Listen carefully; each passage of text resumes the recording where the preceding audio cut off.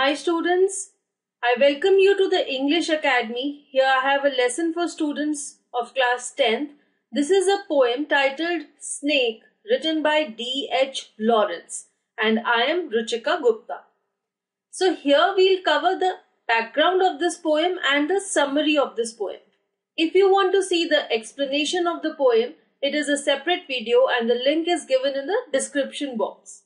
So let us begin this lesson.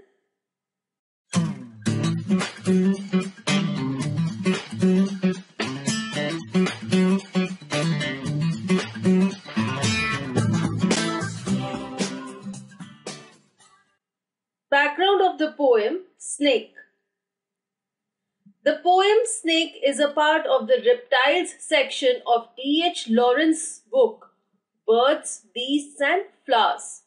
It details the moments when the poet is confronted by a snake at his water trough in Taormina, Sicily. So this poem has been taken from a book written by D.H. Lawrence and the title of the book is Birds, Beasts and Flowers.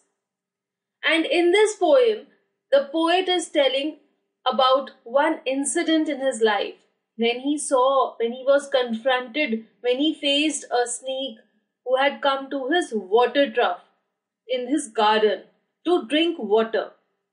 And where did the poet live? He lived in Taormina, which is a city in Sicily, in Italy.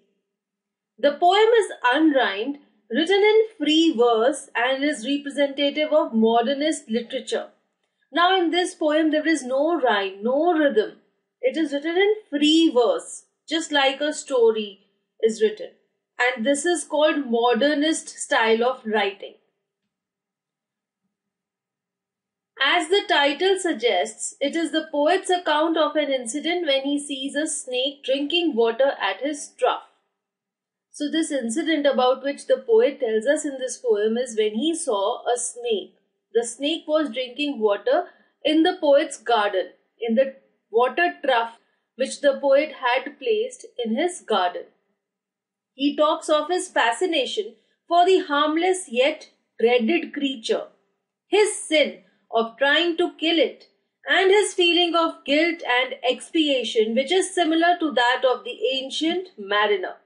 So in this poem, first of all the poet tells us that he was attracted towards the snake which is harmless but everyone dreads it, everyone fears it. And then he says that he committed a sin, he tried to kill the snake and after that he was guilty for his act and he wanted to atone his guilt. He wanted to make amends for this act that he had done. And he says that this feeling which he had was similar to the feeling of the ancient mariner as we had read in the previous poem, The Rime of the Ancient Mariner. So the poet relates himself to this ancient mariner and he says that he also felt that he had committed a sin and similar to the ancient mariner he was feeling guilty and he wanted to make amends for this misdeed that he had done. Now let us see the summary of this poem. As it was a very hot day, the poet went to the water trough in the backyard to drink water. It was a very hot day in Sicily, which is a town in Italy.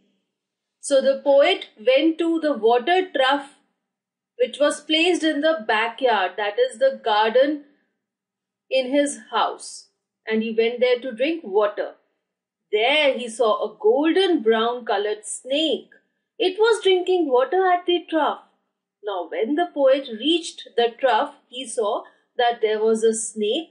The snake was golden brown in color and the snake was drinking water from the trough. The poet got scared of it but also welcomed the guest. As we all dread the snake, we fear the snake.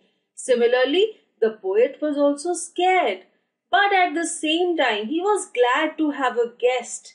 He thought that the snake was a guest who had come to his water trough to quench his thirst. He patiently waited for his turn at the water trough.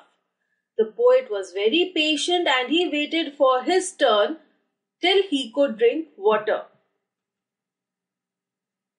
He was attracted to this creation of God, which appeared to be harmless and whose only aim was to quench its thirst and return. The poet says that he really liked and admired this snake, and he said that this was a creation of God. God has created this snake and it appeared to be harmless. The poet did not feel any kind of threat from this snake, and he realized that the snake had only come there to quench its thirst, to satisfy its thirst, and it would return back to its home peacefully. The poet's inner voice of education asked him to kill it, as it being golden brown in color was considered to be poisonous.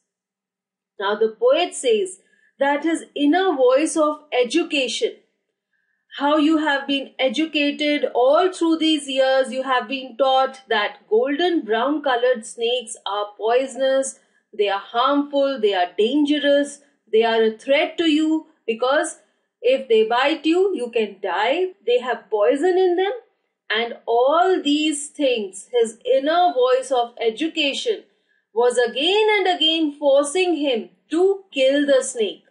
Although the poet thought that the snake was harmless, it was just there to drink water and it would return back to its home, but on the same time, a contrary and opposite voice, that was the inner voice of his education, was again and again forcing the poet to kill this poisonous snake who was a potential threat to him.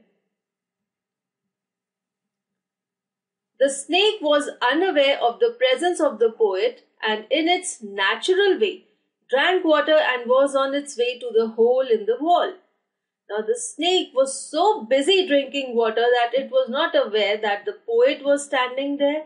He was watching the snake and the snake behaved naturally. It drank water and went back to its home, that was the hole in the wall. The poet got terror-struck at the thought of the snake going back into a world of darkness.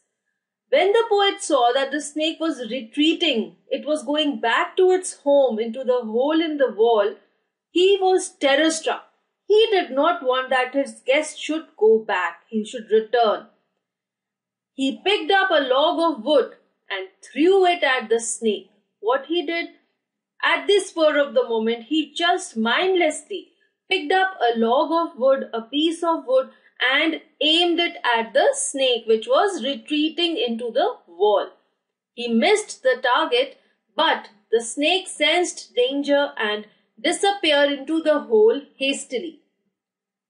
Although the poet was not able to hit the snake, but the snake could sense danger. The snake could feel that it was under a threat, and so in a haste, it just moved its body very fast and disappeared into the hole in the wall.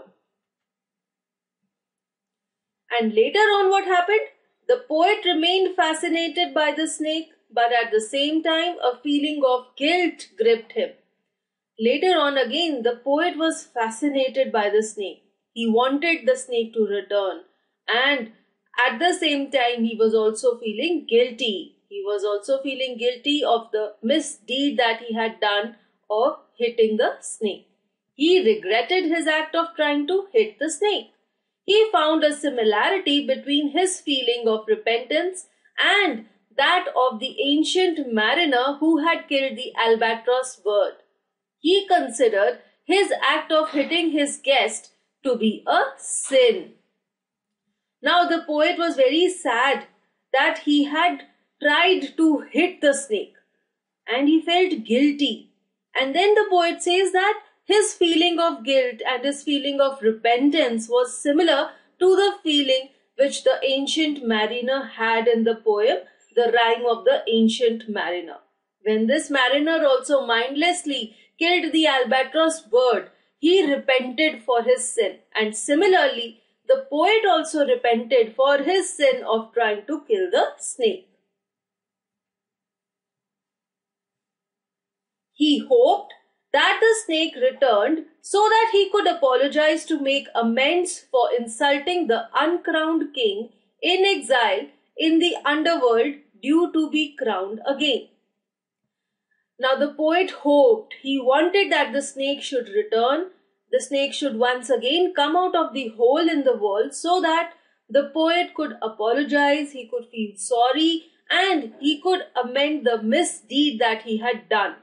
The misdeed of insulting the uncrowned king in exile. So the poet refers to the snake as the uncrowned king of the world. And he says that this snake is living in exile, he is living in the underworld, he is living in a surface in the interiors of the earth, while on the other hand he said that the snake is the king of the world. And he says that the snake is not crowned, means he is not being declared as the king of the world, and so it is living in exile in the interiors of the earth. But the poet wanted that the snake should come out of that interior of the earth, come out of the darkness, so that the poet could crown the snake again and give it the position of being the king of the world. This is the feeling that the poet had towards the snake. So with this we have covered the background and summary of this poem. Thank you.